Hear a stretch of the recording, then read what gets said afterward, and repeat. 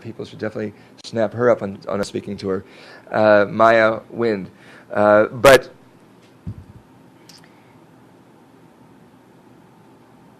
in March, there was in addition to the weekly demonstrations on Friday afternoons. By the way, why are the weekly demonstrations in Sheikh Jarrah on Friday afternoons? It's not the greatest time for those of us who are Sabbath observant. First of all, because there's so many other demonstrations going on a little bit earlier in the day. And second of all, some people say that the third Intifada has really started insofar as on any given Friday and also on Sundays now and what have you, you'll have not just Bialim, which we've all heard about, but similar style demonstrations happening in any one of a number of locations around the occupied territories. But the other reason was that because, for those of you who are not familiar with, when I use the term Sheikh Jarrah, it's a neighborhood in East Jerusalem in which some 28 families were settled there in 1956. Palestinian refugee families from 1948,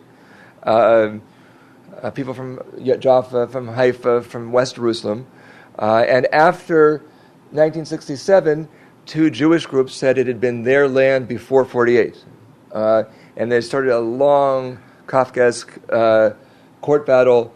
That would be a topic in and of itself. Maybe next time it would take me more than 40 minutes. It would take me a couple hours just to explain the legal issues.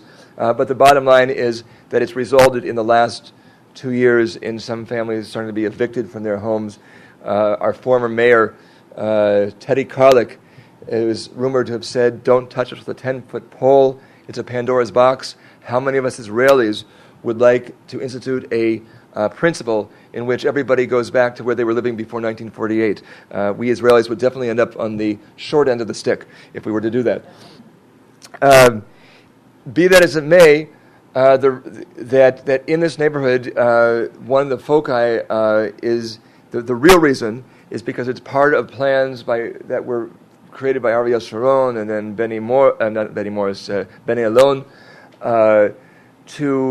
that the concentric circles around Jerusalem were not sufficient to maintain the indivisibility of Jerusalem, but that it was important to have enclaves between or within Palestinian neighborhoods in East Jerusalem, and this was a main focus, and also particularly because there's a tomb there, supposedly of Shimon HaTzadik, a Second Temple high priest. And so many people come and pray at this tomb, and especially since the takeovers, very often these religious people, part of their Shabbat celebration is after worship on a Friday night to smash windows or attack people or this kind of thing. And so it became important that we actually had a presence there on Friday afternoon, even going into Friday evening. But this was a sidetrack to a sidetrack, and the point is that in addition to these Friday demonstrations,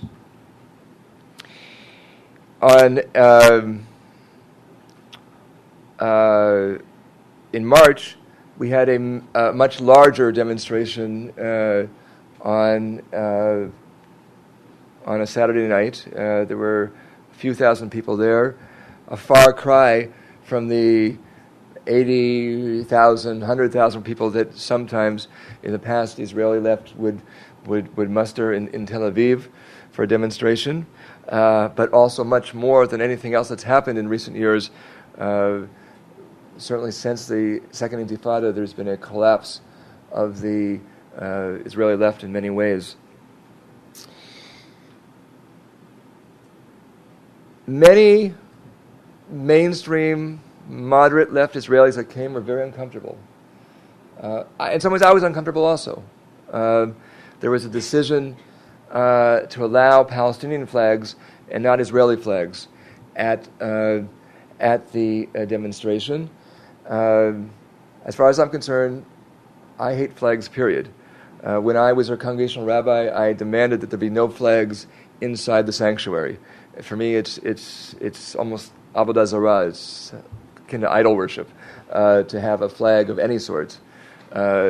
and I don't really like flags. But if you ask me personally, I would say if you can have flags, you have both Israeli and Palestinian flags, or neither. But the decision was, because this was unoccupied Palestinian land, to allow Palestinian flags and not Israeli flags. Many of the moderate Israeli left came away feeling very uncomfortable, not welcome, and this some of the people. So there were people that were saying this is not a success, even though it was the largest demonstration that had been organized in a long time.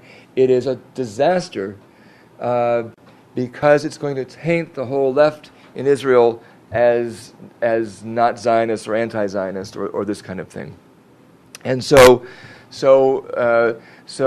whichever way you cut it, whether you're talking from those who say, how can you work for human rights and call yourself a Zionist, or those who say, if you don't tote the Zionist flag, you are destroying any hope for any resurgence of any progressive movement in Israel. And so we really, it's a lose-lose situation to talk about Zionism.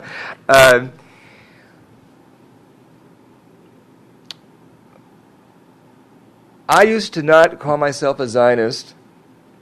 It had nothing to do with any of the things that we're talking about, simply because I didn't know that much about Zionism. For me, to be a Zionist as an American Jew meant you had to believe that all Jews need to live in the land of Israel. I didn't then, and I don't now. My personal Zionism came through stages. First of all, when I first really visited Israel for just a few days, really, between high school and college, I fell in love with the country physically.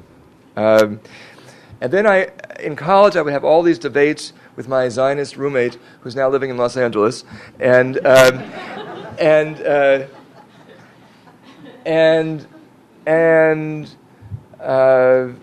didn't consider myself a Zionist.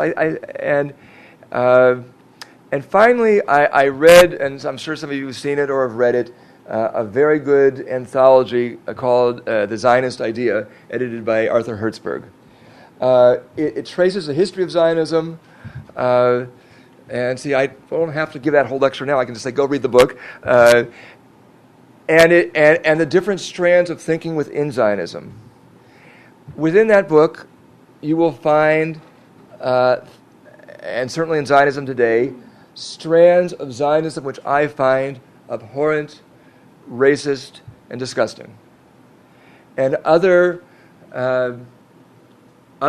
strands of Zionism which I felt to be things that I much identified with. And the common denominator between all those strands of Zionism, and the reason that I would call myself a Zionist today, and I'll talk a little bit more about that, is that the common denominator, in my opinion, is that Zionism is a liberation movement of the Jewish people. Okay?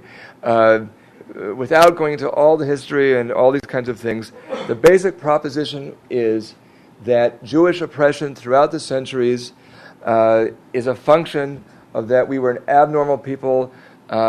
We did not have a state like certainly anybody else did, certainly since the 19th century, when the whole idea of the modern nation state was formed. We were tolerated, existed. Everywhere that we lived throughout the